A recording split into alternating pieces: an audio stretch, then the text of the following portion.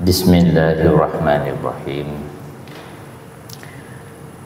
Alhamdulillahi rabbil alamin. Wassalatu wassalamu ala ashrafil anbiya'i wal mursalin wa ala alihi wa sahbihi ajma'in. Assalamualaikum warahmatullahi wabarakatuh. Alhamdulillah, kita bersyukur kehadrat Allah Subhanahu wa taala kerana dengan limpah hidayahnya, dengan kasih sayangnya, sehingga saat ini kita masih diberi peluang oleh Allah Subhanahu wa taala. Alhamdulillah, kita telah selesai menunaikan fardu subuh berjamaah. Yang saya hormati Tuan Nazir Pentadbir Masjid, Yang Mulia Tuan Imam Tuan Bilal, pengerusi jawatan kuasa dakwah, ahli-ahli jawatan kuasa muslimin muslimat yang dihormati. Di negeri Palestin ketika ini berhadapan dengan keganasan orang-orang Yahudi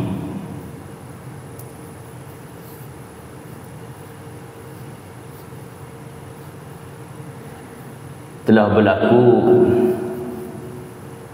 konflik yang begitu lama di antara bangsa Palestin dengan orang-orang Yahudi yang kita kenali sebagai Bani Israel. Tazkirah pada pagi ini kita nak menjustifikasikan siapakah sebenarnya yang berhak ke atas negeri Palestin, ataupun secara khusus perebutan antara orang Yahudi dan juga bangsa Palestin terhadap Al-Quds ataupun Baitul Maqdis.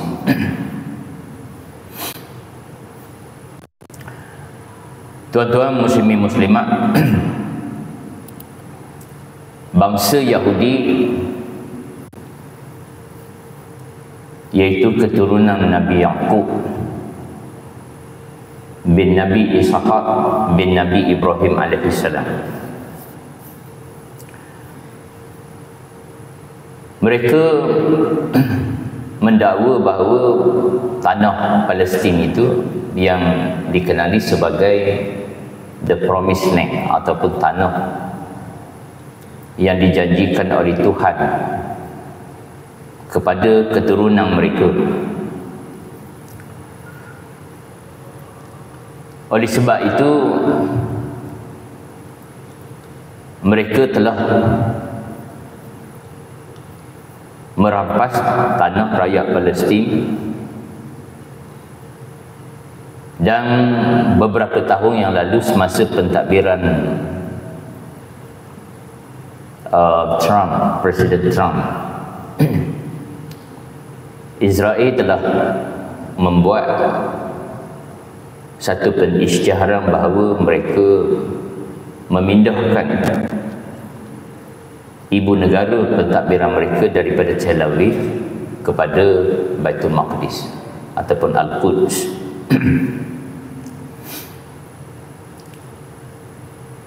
Tuan-tuan muslimin muslimat, kalau kita lihat dari sudut sejarah dan juga kita melihat dari aspek kewahyuan, hubungan dengan kebangkitan nabi-nabi, pertama sekali dari sudut sejarah, tanah Palestin adalah milik orang Arab Palestin kerana bangsa Arab itu adalah bangsa yang lebih tua daripada bangsa Yahudi. Kerana selepas peristiwa Buah Besar, Nabi Nuh alaihi salam yang memiliki 4 orang anak itu, iaitu Kanaan, Sam dan juga Ham. Anak sulungnya yang bernama Kanaan itu telah mati lemas, dan Nabi Nuh meninggalkan 3 orang putera yang menjadi keturunan manusia di muka bumi selepas peristiwa Buah Besar. Daripada Sam bin Nuh datangnya generasi yang pertama bangsa Arab, sedangkan pada masa itu bangsa Yahudi belum wujud. Bangsa Arab ini disebut dari sudut sosiologinya disebut sebagai Arab Ar-Ribah. Arab Ar-Ribah ni Arab tua, Arab yang pada hari ini sudah tidak ada lagi di muka bumi. Kalau kita lihat dalam Al-Quran, Allah menceritakan bagaimana Allah memusnahkan bangsa-bangsa itu, antaranya itu adalah bangsa Arab yang tua. Dan negeri Palestin itu, Al-Quds itu diasaskan oleh bangsa Ar-Ribah, bangsa Arab Ar-Ribah. Pada masa itu ada 2 kumpulan, 2 puak. Satu bangsa Kanaan, satu lagi bangsa Yabus. Bangsa Yabus, bangsa yang datang daripada Jazirah Arab, dan mereka telah membina penempatan yang mereka sebut sebagai kota Shalim. Shalim itu merujuk kepada Tuhan yang disembah oleh bangsa Yabus. Daripada Shalim itulah datangnya Yerusalem, perkataan Yerusalem. Kemudian bangsa Arab ini, tuan-tuan, muncul satu kumpulan baru orang Arab ni yang disebut Arab Musta'adah, Arab lapis kedua. Dan bangsa Arab ini, bangsa Arab yang baru ini, sebahagiannya mereka mendiami Jazirah Arab, dan sesudah 11 keturunan daripada Sam bin Nuh datangnya Nabi Ibrahim alaihi salam. Jadi Nabi Ibrahim itu lewat 2000 tahun. Lewat 2000 tahun. Dan Nabi Ibrahim berasal daripada Fadlan Aram yang hari ini kita sebut sebagai negeri Iraq. Di sini berkembang satu civilization yang disebut sebagai bangsa, satu budaya Mesopotamia. Tempat pertemuan 2 sungai, Tigris Euphrates. Kemudian Nabi Ibrahim diperintahkan oleh Allah Subhanahu wa taala berhijrah ke negeri Palestin. Di sinilah wujudnya perjanjian di antara Allah Taala dengan Nabi Ibrahim, di mana Allah Subhanahu wa taala berjanji kepada Nabi Ibrahim akan memberikan kepada baginda keturunan, dan akan memberikan kepada Nabi Ibrahim negeri Palestin. Sebab tu Yahudi klaim bahawa Palestin itu tanah yang dijanjikan Allah kepada bangsa mereka. Tetapi Bani Israel, orang-orang Yahudi, mereka harus sedar bahawa Nabi Ibrahim mempunyai 2 keturunan, 2 putera. Yang pertama, puteranya Nabi Ismail alaihi salam 12 tahun lebih tua daripada Nabi Ishaq. Bagaimana Nabi Ibrahim boleh dapat putera bernama Ismail ini? ketika Nabi Ibrahim dalam perjalanan menuju ke Palestin, baginda terhalang dan masuk ke negeri Mesir. Dan di situ Nabi Ibrahim ditawan oleh Firaun. Firaun ni tuan-tuan, dia banyak. Firaun ni banyak, dia bukan satu. Firaun ni nama raja Mesir, dinasti-dinasti yang banyak itu. Raja Firaun yang zalim, yang menindas Bani Israel di zaman Nabi Musa itu namanya Ramses. Yang berlaku, yang menawan Nabi Ibrahim dan isterinya Sarah itu, nama Firaunnya Hatshepsut, nama dia. Dan oleh kerana Firaun Hatshepsut ini dia tertarik dengan Sarah, kerana Sarah ini isteri Nabi Ibrahim, digambarkan di dalam Perjanjian Lama seorang wanita yang cantik, digambarkan diletakkan seorang perempuan daripada bangsa lain di sebelah Sarah itu, seolah-olah meletakkan seekor lembu. Itu yang tertulis dalam Old Testament. Allah Subhanahu wa taala mendatangkan bala kepada Firaun, dan Firaun menyesal dan dia kembalikan Sarah kepada Nabi Ibrahim dan menghadiahkan kepada Nabi Ibrahim seorang wanita yang riwayat yang kuat menyatakan wanita itu adalah puterinya, iaitulah Hajar. Riwayat yang lain menyatakan Hajar ini seorang dayang istana Firaun. Jadi Hajar itu berketurunan Mesir, bukan bangsa Arab. Kemudian Nabi Ibrahim menikahi Hajar ini, dan Hajar sebagai isteri kedua Nabi Ibrahim terlebih dahulu melahirkan Nabi Ismail. Dan berlaku peristiwa yang dicatatkan dalam Quran dan juga dicatatkan di dalam Perjanjian Lama, bahawa Nabi Ibrahim membawa Nabi Ismail dan ibunya Hajar ke Mekah, negeri Paran. Di situlah Nabi Ibrahim dan Nabi Ismail membina Kaabah. Nabi Ismail berkahwin dengan Arab Musta'adah ni, Arab lapis kedua. Satu suku yang disebut sebagai suku Jurhum. Suku Jurhum, bangsa Arab Musta'adah. Dan daripadanya lah dua kali perkahwinan Nabi Ismail. Daripadanya datangnya keturunan Adnan. Daripadanya datang Kaidar, daripadanya datang Kinanah, daripadanya datang Kilab bin Marrah, daripadanya datang Khusay bin Kilab bin Marrah, satu keturunan yang besar, yang hebat di negeri Mekah pada masa itu. Yang daripada Khusay itulah datangnya Quraisy, dan daripada Quraisy itulah datangnya Nabi sallallahu alaihi wasallam. Jadi tuan-tuan, Nabi Ismail bukan bangsa Arab. Nabi Ismail keturunan Nabi Ibrahim, ibu Mesir, orang Mesir, dia bukan orang Arab.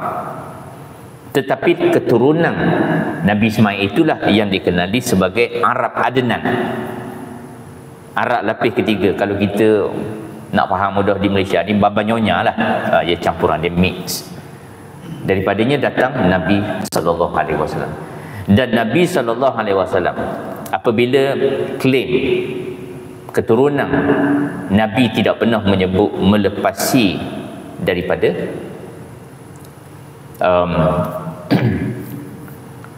Kaidar bin Ismail alaihi salam. Jadi tuan-tuan, orang Yahudi ni datang daripada mana? Yahudi datang daripada Nabi Ibrahim, daripada ibunya yang pertama iaitu Sarah. Datangnya Nabi Ishak, daripadanya datang Nabi Yaqub, dan daripada Nabi Yaqub itulah datangnya 12 orang putera. Dan salah seorang putera Nabi Yaqub ini yang bernama Yahuda. Dari perkataan itulah hari ini kita kenal keturunan Nabi Yaqub ini sebagai Yahudi. Apa beza antara Yahudi dengan Israel? Hari ini kita sebut negara Israel. Ada beza. Israel itu adalah gelaran yang Allah Subhanahu Wa Taala berikan khusus kepada Nabi Yaqub. Bila mana Nabi Yaqub diperintahkan oleh bapanya Nabi Ishaq supaya dia melakukan hijrah daripada Palestin ke Paddan Aram, tempat asal Nabi Ibrahim alaihissalam. Dan di sana Nabi Yaqub menemui bapa saudaranya, dan di situ dia bertemu jodoh dengan puteri-puteri bapa saudaranya. Dan selepas mengahwini kedua-dua isterinya itu, dan kedua-dua isterinya memiliki hamba, masing-masing memiliki hamba, dan Nabi Yaqub mengahwini kedua-dua hamba itu, menjadikan Nabi Ishaq mempunyai 4 isteri, dan daripada 4 isteri inilah datangnya Nabi, keturunan Nabi Yaqub. Dan ketika Nabi Yaqub pulang kembali ke Palestin, di situ berlaku satu peristiwa di mana Nabi Yaqub mendapat gelaran Israel. Israel bermaksud, ada 2 maksud. Pertama, Il dalam bahasa Hebrew bermaksud Tuhan. Isra ada 2 maksud. Yang pertama berjalan malam, satu lagi Isra bermaksud tentera. Jadi Israel itu bermaksud tentera Allah. Isra berjalan malam, sebab Nabi Ishaq, Nabi Yaqub ketika melakukan hijrahnya itu, beliau berjalan waktu malam, berehat waktu siang. Jadi tuan-tuan, orang-orang Yahudi mereka klaim bahawa Allah telah memberikan, mengurniakan kepada mereka negeri Palestin. Adakah itu betul dari segi fakta? Al-Quran menjawab klaim orang Yahudi ini pada ayat yang ke-124 surah Al-Baqarah. Firman Allah Subhanahu wa taala, A'udzu billahi minasyaitonir rajim. Wa izibtala Ibrahim rabbuhu bikalimatin fa'atammahunna. Qala inni ja'iluka lin-nasi imama. Qala wa min zurriyyati. Qala la yanalu ahdiz zalimin. Yang bermaksud, dan ingatlah ketika Ibrahim diuji Tuhannya dengan beberapa kalimat, yakni perintah dan larangan.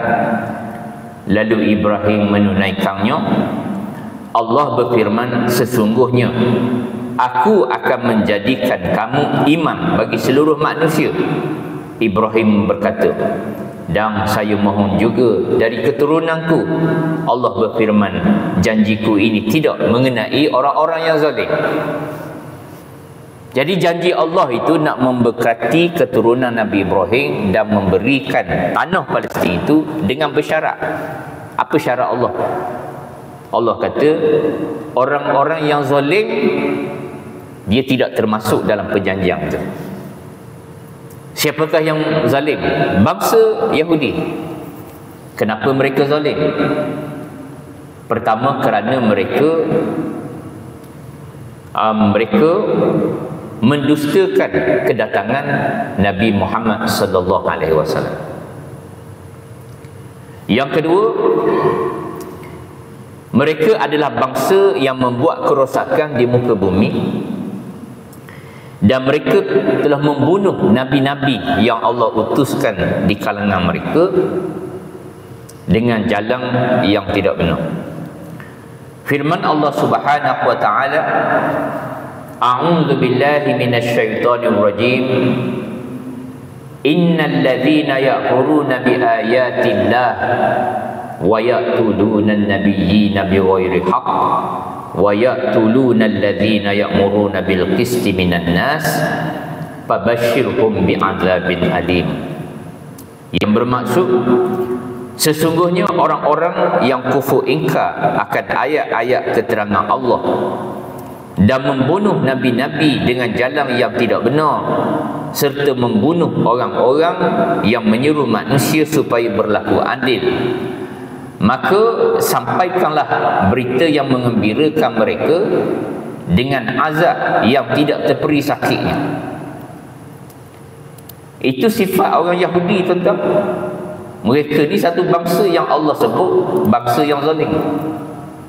Kerana Allah utuskan nabi-nabi, mereka bunuh nabi-nabi. Kenapa? Kerana Yahudi ni mereka mengikut hawa nafsu.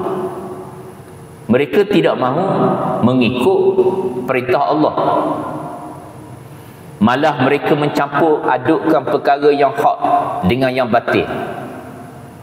Allah berfirman di dalam surah Ali Imran ayat 71, A'udzu billahi minasyaitonir rajim. Ya ahlal kitab lima talbisunal haqqa bil batil wa taqtumunal haqqa wa antum ta'lamun.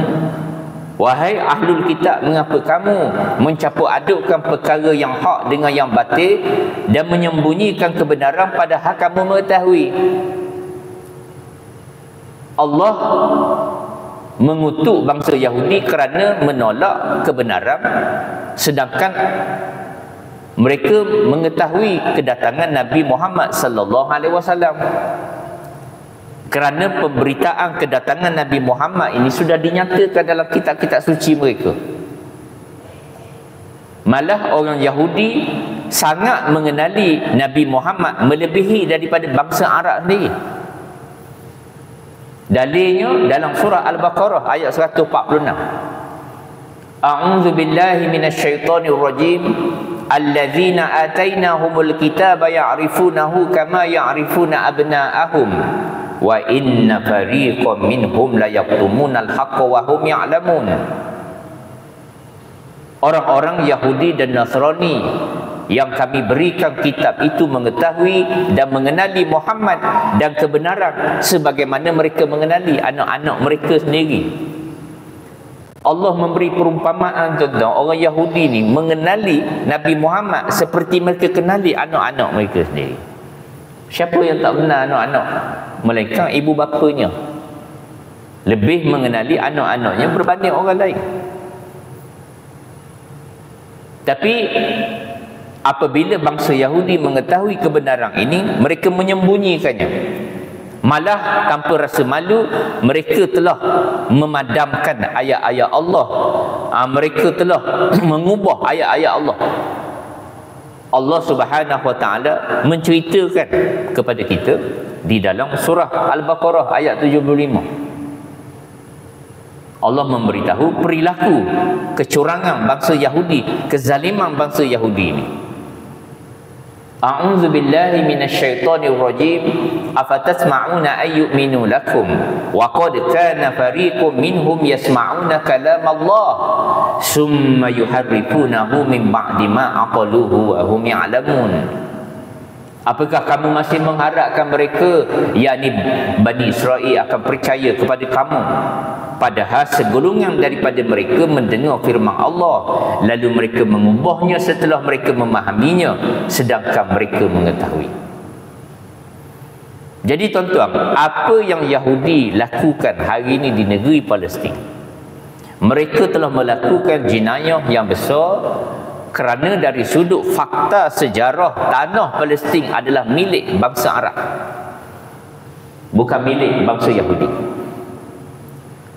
Faktanya tuan-tuan, apabila Nabi Ibrahim alaihissalam datang ke negeri Palestin, Nabi Ibrahim tidak memiliki walaupun sejengkal tanah. Dan sewaktu Nabi Ibrahim wafat, isterinya Sarah terpaksa memohon kebenaran daripada bangsa Arab untuk mengemumikan Nabi Ibrahim di Hebron. Dan fakta itu ada di dalam kitab Perjanjian Lama. Dalam Old Testament menyebut Sarah memohon izin daripada bangsa Arab untuk mengebumikan Nabi Ibrahim. Demikian juga Nabi Yaqub, Nabi Ishaq puteranya. dan juga Nabi Yaqub tidak memiliki walau sejengkal tanah di negeri Palestin. Dan ketika Nabi Yusuf alaihissalam membawa bapanya Nabi Yaqub dan adik-beradiknya berhijrah ke negeri Mesir, mereka meninggalkan negeri Palestin tanpa memiliki walau sejengkal tanah. Jadi tuan-tuan muslimin muslimat, kezaliman bangsa Yahudi inilah menyebabkan bangsa ini dilaknati oleh Allah Subhanahu wa taala, dan Allah taala menyatakan bahawa Allah akan mendatangkan orang-orang untuk menyeksa mereka. Menyeksa siapa? Menyeksa Bani Israel, orang-orang Yahudi. Kerana di dalam Al-Quran Allah Subhanahu wa taala menyatakan bahawa orang Yahudi ini Allah akan datangkan bangsa-bangsa untuk menghukum mereka. Tuan-tuan lihat dalam surah Al-A'raf. Surah Al-A'raf ayat 166 hingga 167. Firman Allah Ta'ala yang bermaksud. Tuan-tuan dengar ayat Quran ni. Apa Allah sebut? Maka setelah mereka bersikap sombong terhadap segala apa yang dilarang, kami katakan kepada mereka, yakni Bani Israel, jadilah kamu kera yang hina. Dan ingatlah wahai Muhammad ketika Tuhanmu memberitahu bahawa sesungguhnya dia akan mengirim orang-orang yang akan menimpakan azab yang seburuk-buruknya kepada mereka, yakni orang Yahudi, sampai hari kiamat. Sesungguhnya Tuhanmu sangat cepat seksaannya, dan sesungguhnya dia maha pengampun lagi maha penyayang. Allah kata Allah akan mengirim orang-orang yang akan menimpakan azab yang seburuk-buruknya kepada orang Yahudi. Jadi kalau kita tengok tuan-tuan, dalam sejarah kehidupan orang Yahudi ni, mereka ni adalah bangsa yang teruk tertindas. Orang Yahudi dari segi sejarahnya bangsa yang teruk tertindas. Bermula dengan kedatangan Raja Nebuchadnezzar. Raja Nebuchadnezzar ni datang ke negeri Palestin, menyerang negeri Palestin, dan mereka membunuh orang-orang Yahudi, dan seluruh orang Yahudi ditawan oleh Nebuchadnezzar, dibawa ke negeri Iraq. Di sana bangsa Yahudi menjadi hamba. Rumah ibadah Nabi Sulaiman diruntuhkan, buat pertama kali oleh Raja Nebuchadnezzar. Kemudian ratusan tahun kemudian, apabila orang Yahudi sudah kembali ke Palestin, mereka membina rumah ibadah Nabi Sulaiman. Kemudian datang pula bangsa Rom, dan bangsa Rom telah memusnahkan rumah ibadah Nabi Sulaiman buat kali yang kedua. Dan orang Yahudi menjadi bangsa yang tidak bernegara. Mereka tidak mempunyai ibu pertiwi, yang zaman itu disebut sebagai diaspora, di mana orang Yahudi ditindas. Di mana-mana orang Yahudi pergi, mereka akan ditindas, terutamanya oleh orang-orang Kristian. Di Eropah, bangsa Yahudi dizalimi oleh raja-raja Eropah yang beragama Nasrani. Di negeri Sepanyol adalah negeri yang paling dahsyat orang Yahudi menderita, terutama pada zaman pemerintahan Raja Ferdinand dan Isabella. Di Perancis, Raja Louis mengusir semua orang Yahudi saat berlakunya perang salib. Di Lithuania, orang Yahudi diusir.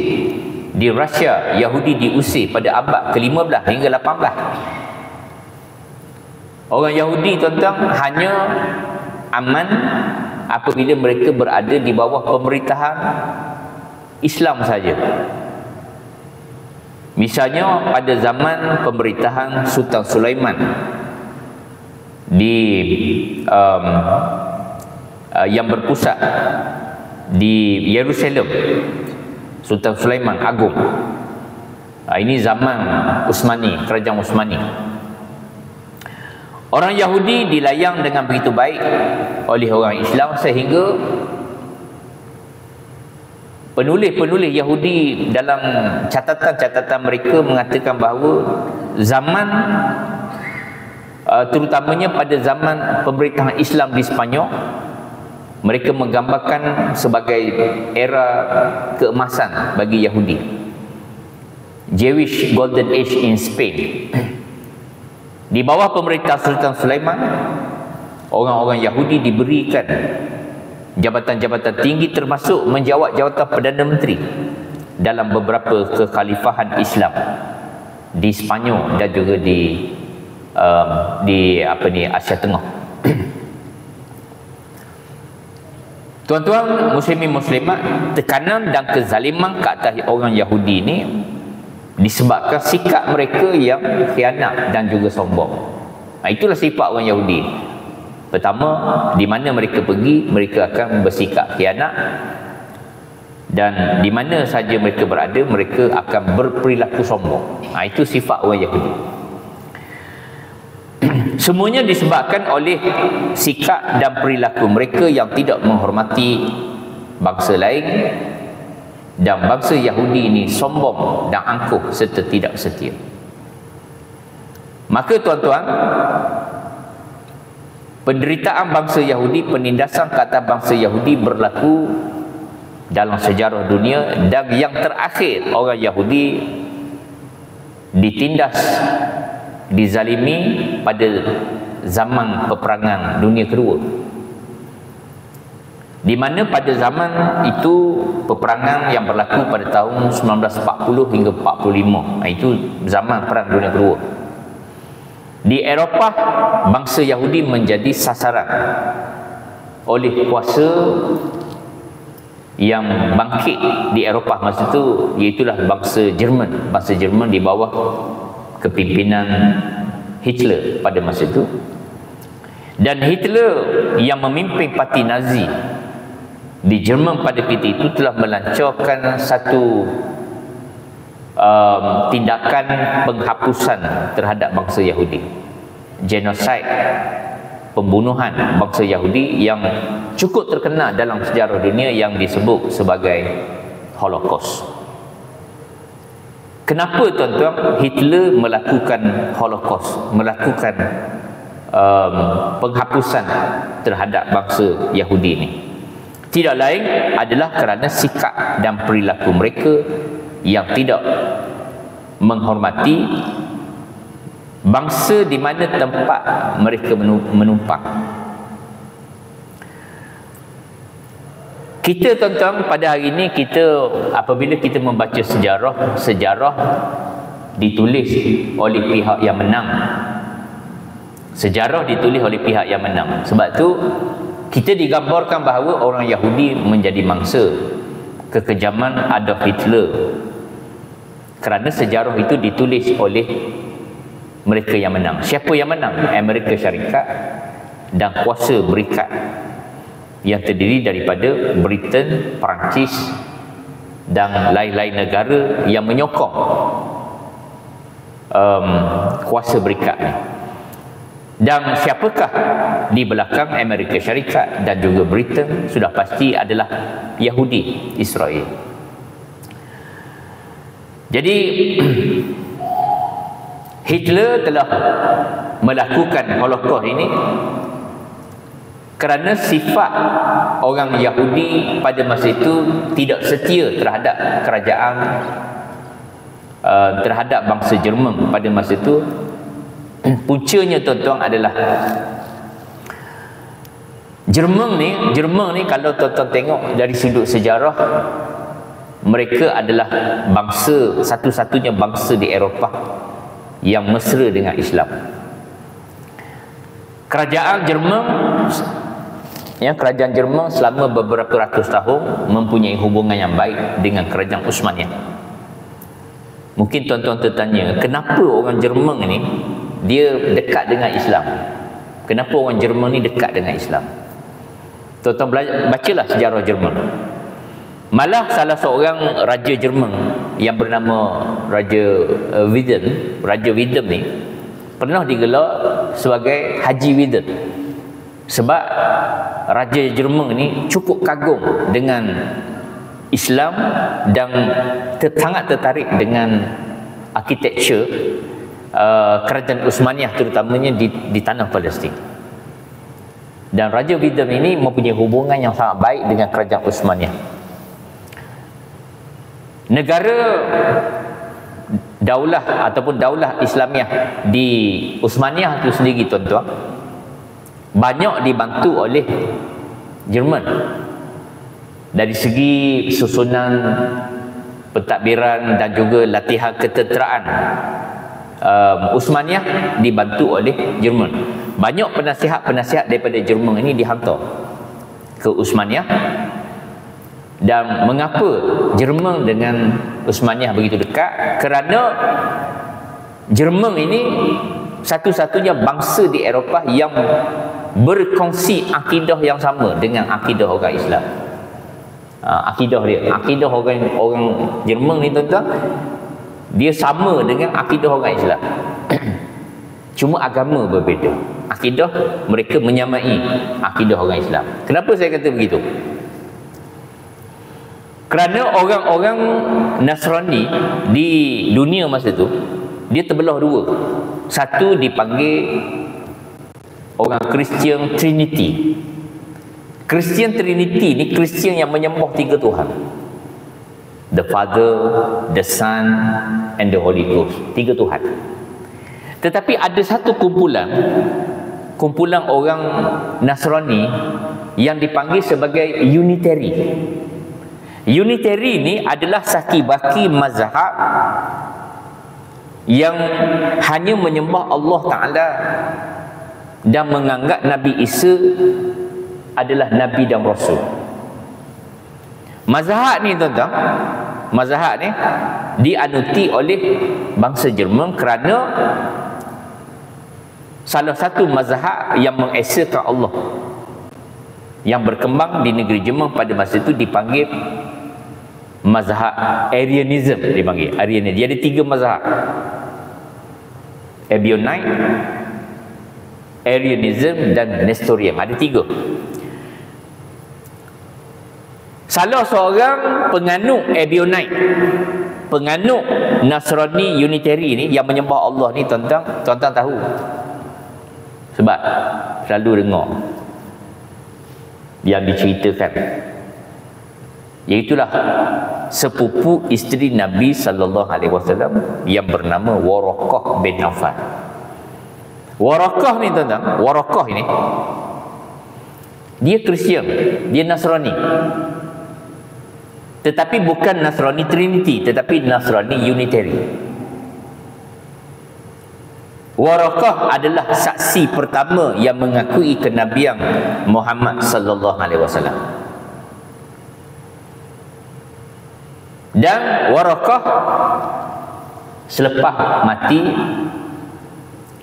sahabat-sahabat mengatakan Waraqah akan masuk neraka sebab Waraqah ini Nasrani, tak sempat masuk Islam sebab Nabi belum angkat risalah Islam pada masa itu. Apa jawapan Rasulullah? Rasulullah kata, Rasulullah bersabda, la tasubbu Waraqah bin Nawfal fa inni qad ra'aitu lahu jannah au jannataini. Janganlah kalian mencaci maki Waraqah bin Nawfal sebab sungguh aku telah melihat satu atau dua syurga baginya. Maknanya, tuan-tuan, Unitary ni dia boleh syurga. Kenapa Waraqah mendapat syurga Allah? Sebab pada masa itu Nabi Muhammad belum mengangkat risalah Islam. Tetapi sesudah Nabi mengangkat risalah, Nasrani Unitary yang tidak memeluk Islam, dia akan tergolong di kalangan orang kafir. Jadi mazhab Unitarian ni tuan-tuan, dia berkembang sampai abad ke-20. Tapi mereka ni boleh masuk syurga atau tidak? Tak boleh lah, sebab Islam sudah diangkat oleh Nabi, maka Unitarian ni mesti masuk Islam. Tetapi apa yang berlaku tuan-tuan di Jerman pada masa itu, orang-orang Jerman yang terdiri daripada bangsa Goth, Wendel, Lombard, Visigoth, Ostrogoth, mereka ini yang menganut fahaman Arianism ataupun agama yang mengesakan Allah. Maka mereka ini mempunyai persamaan dengan akidah orang Islam. Maka sebab itulah Jerman dekat dengan Islam. Dan kenapa Hitler membunuh orang Yahudi pada Perang Dunia Kedua? Jawapannya kerana orang Yahudi tahu bahawa Jerman adalah satu-satunya bangsa di Eropah yang dekat dengan Islam dan boleh menghalang cita-cita Zionis untuk menubuhkan negara haram Israel di bumi Palestin. Sebab tu Yahudi ni tuan-tuan, mereka mensabotaj negeri Jerman sehingga Jerman kalah dalam Perang Dunia Pertama. Hitler suatu menulis bukunya yang bertajuk Mein Kampf. Kalau tuan-tuan baca buku yang Hitler tulis ni, Hitler sebut dalam tu bahawa Yahudi adalah bangsa yang mengkhianati negara Jerman. Dan sebagai pengkhianat, mereka wajib dibunuh. Sebab tu Hitler bunuh Yahudi. Dan Yahudi berhak menerima hukuman itu kerana mereka mengkhianati negara tempat mereka pijak dan langit yang mereka junjung. Itulah perangai Ahlul Kitab. Kalau di negara kita tuan-tuan ada bangsa yang datang katalah parti daripada negara mana-mana tumpang kat negara kita, kemudian dia khianat negara kita, apa hukuman dia? Hukuman mati. Sebab tu Hitler bunuh Yahudi, sebab Yahudi telah mengkhianati kerajaan Jerman sehingga Jerman kalah dalam Perang Dunia Pertama dan Jerman terpaksa menandatangani satu perjanjian yang disebut perjanjian Versailles yang menyebabkan Jerman menjadi lemah kerana terpaksa menyerahkan banyak wilayah-wilayahnya yang kaya dengan arang batu kepada kuasa berikat. Kuasa berikat di Amerika dan Britain yang sangat kuat mendukung orang-orang Yahudi dan mendukung Zionis. Tuan-tuan, saya nak beritahu pada tuan-tuan satu fakta sejarah yang banyak orang tidak tahu. Bahawa Hitler mengetahui rancangan Zionis nak menubuhkan negara haram Israel di bumi Palestin sejak tahun 1909. Hitler dah tahu dah. Dan Hitler telah bekerjasama dengan kerajaan Uthmaniyah ni untuk mengekang kuasa berikat. Dan pemerintah Jerman sebelumnya, sebelum Hitler berkuasa, pemerintah Jerman sebelumnya pernah bekerjasama menumpaskan satu gerakan bawah tanah Yahudi yang bertujuan untuk menubuhkan kerajaan Israel di negeri Palestin ini. Iaitulah satu pertubuhan bawah tanah yang disebut sebagai gerakan Hashomer. Gerakan Hashomer ni tuan-tuan sudah ada pada masa itu di dalam Empire Uthmaniyah masa itu. Di negeri Palestin ni orang Yahudi dah ada. Mereka ni menumpang di negeri Palestin dan pada masa itu mereka menubuhkan satu komplot bawah tanah untuk menggulingkan kerajaan Uthmaniyah masa itu. Dan kerajaan Uthmaniyah pada masa itu dengan kerjasama penasihat ketenteraan Jerman telah ambush gerakan Hashomer ni.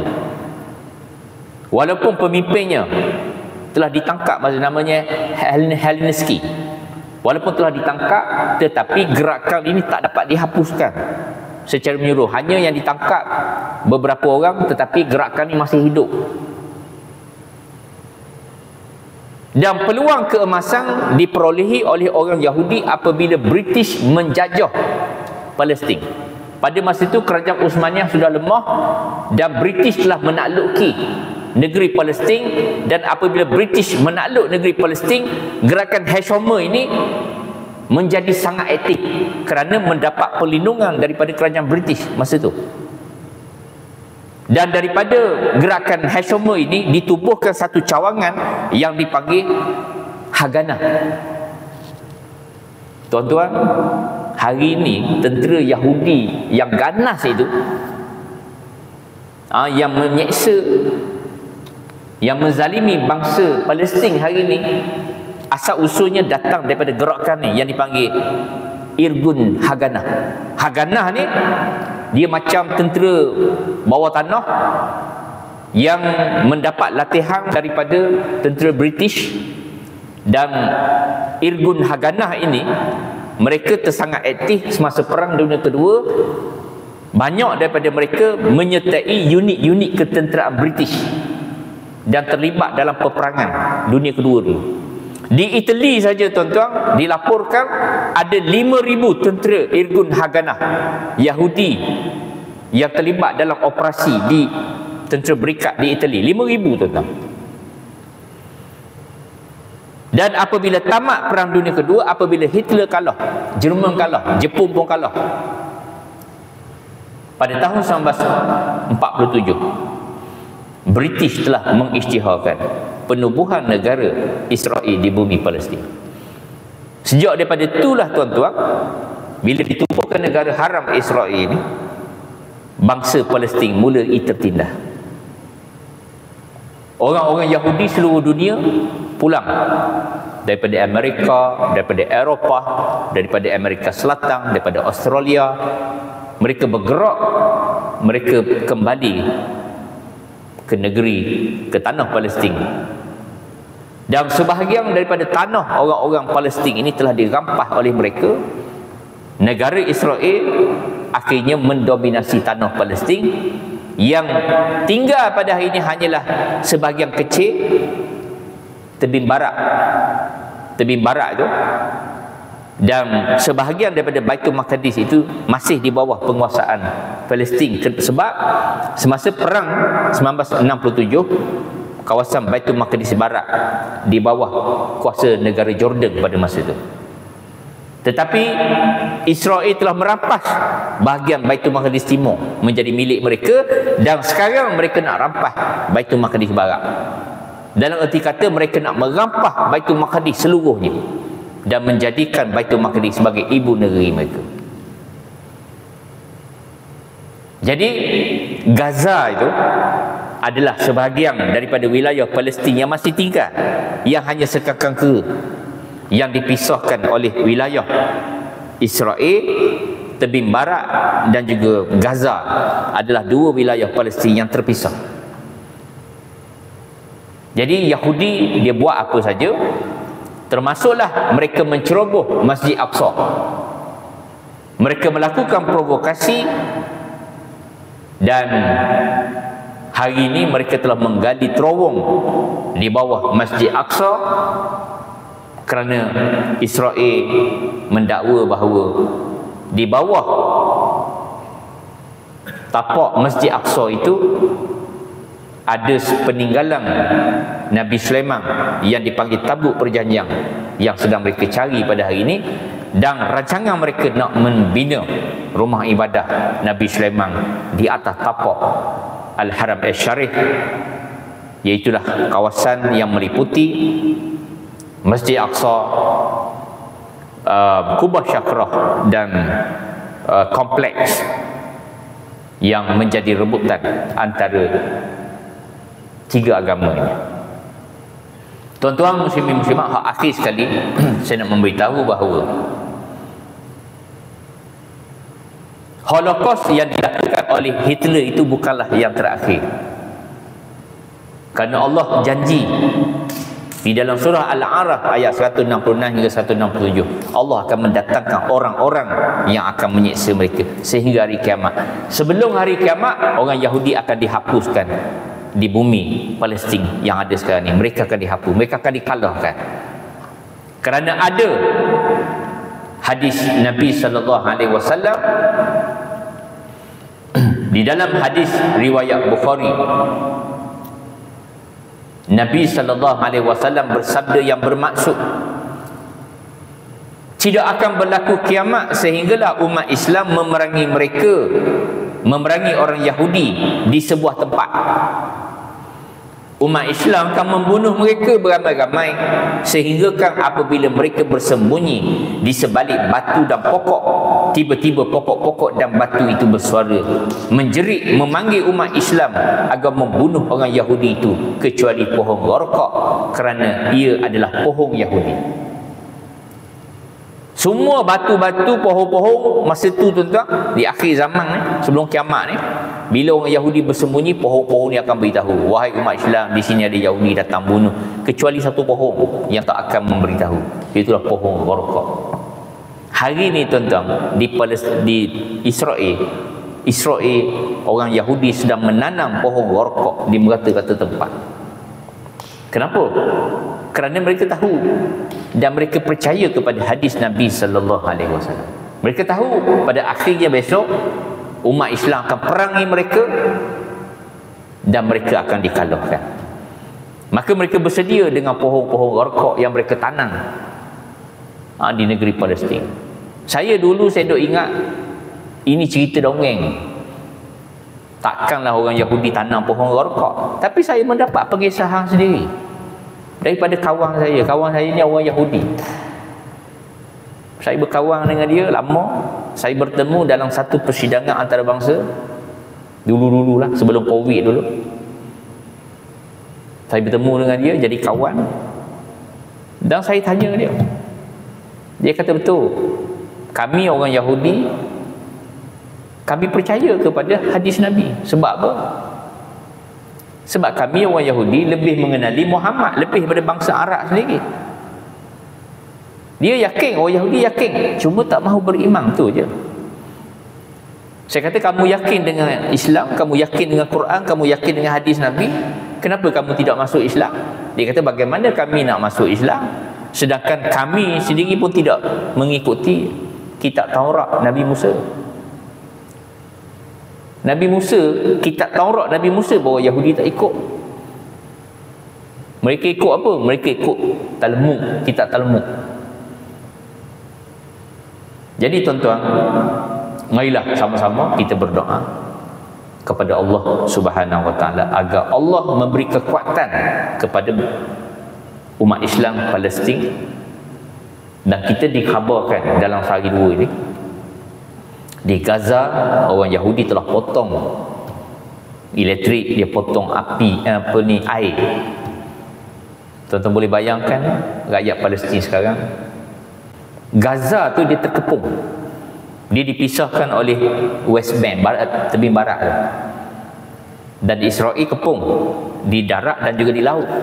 Bantuan dari luar tak boleh masuk kerana Israel dia sekat laluan laut. Yang hanya dapat bantu orang umat Islam di Palestin ni adalah doa daripada kita, saudara-saudaranya di tempat-tempat lain. Allah yang dapat menolong bangsa Palestin, umat Islam ini, dalam perjuangan membebaskan tanah air mereka daripada penjajahan bangsa Yahudi yang dilaknat oleh Allah. Bismillahirrahmanirrahim. Alhamdulillahirabbil alamin. Wassalatu wassalamu ala asyrafil anbiya'i wal mursalin wa ala alihi wa sahbihi ajma'in. Allahumma inna nas'aluka al-huda wat-tuqa wal 'afafa wal ghina. Rabbana la tuzigh qulubana ba'da idh hadaytana wa hab lana min ladunka rahmah innaka antal wahhab. Rabbana zalamna anfusana wa illam taghfir lana wa tarhamna lanakunanna minal khasirin. Rabbana atina fid dunya hasanah wa fil akhirati hasanah wa qina azabannar. Wa sallallahu ala sayyidina Muhammadin wa ala alihi wa sahbihi ajma'in. Subhana rabbika rabbil izzati amma yasifun wa salamun alal mursalin walhamdulillahi rabbil alamin.